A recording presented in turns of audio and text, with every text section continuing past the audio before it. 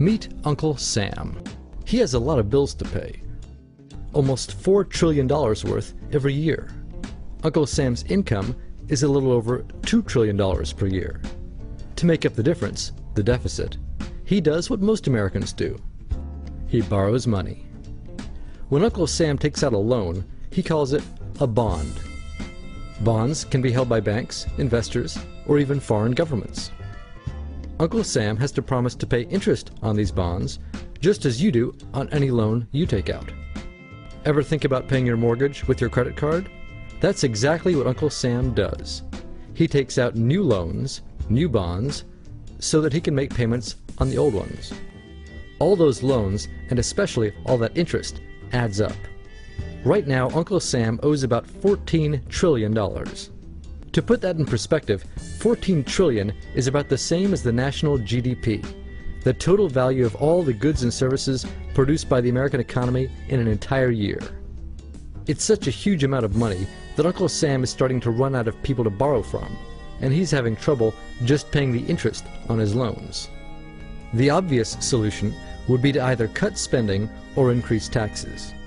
But if he cuts spending, the people that he's spending money on would complain that they don't have money to spend, and that he was hurting the economy.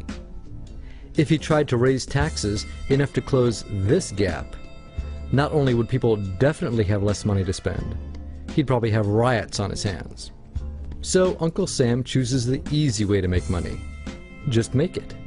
He calls up the Federal Reserve, which is our central bank, and, like magic, dollars are created and deposited in banks all around America. The problem is that the more of something there is, the less it's worth. Same goes for the US dollar. The more dollars there are, the less each one will buy. That's why commodities like gasoline, food, and gold become more expensive when Uncle Sam does his money-making magic.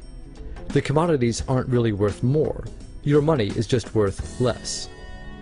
That's called inflation. Remember the foreign governments that lent money to Uncle Sam? When they lent money to the American government, something interesting happened. It made the US look richer, and their countries look poorer. When a country looks poor compared to America, $1 of our money buys a lot of their money. So they can pay their workers only a few pennies a day. With such low labor costs, they can sell their products in America for lower prices than any American manufacturer can. The easiest way for American companies to compete is to move their factories overseas and pay their workers a few pennies a day too. This contributes to a recession. Americans lose their jobs, stop paying taxes, and start collecting government benefits like Medicaid and unemployment. This means that Uncle Sam has even less income and even more expenses. At the same time, the people who still have jobs are desperate to keep them, so they tend to do more work but not to get paid anymore. When your dollars are worth less and you're not earning more of them, that's called stagflation. And this is why Uncle Sam is in a catch-22. He can't raise taxes or cut spending without making the recession worse. And he can't have the Federal Reserve create more money without making inflation worse. For now, he can keep borrowing money, but since he can't even pay the interest on the loans he already has, it just makes his inevitable bankruptcy even worse. Whether it's in 2 months or 2 years, the day will come when Uncle Sam can no longer pay his bills. When that happens, the banks, investors, and foreign governments who are counting on that money won't be able to pay their bills. You see, just like Uncle Sam, governments, banks, and corporations don't actually have much money. Mostly, all they have is debt to each other.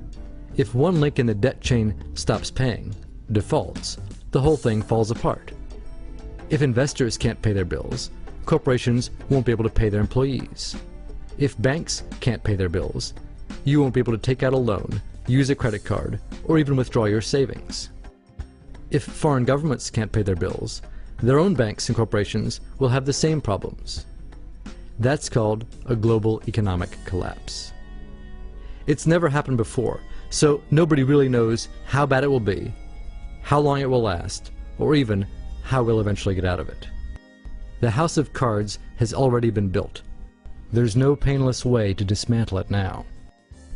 All we can do is to educate each other about what's actually going on, and to prepare for what may be very extraordinary circumstances.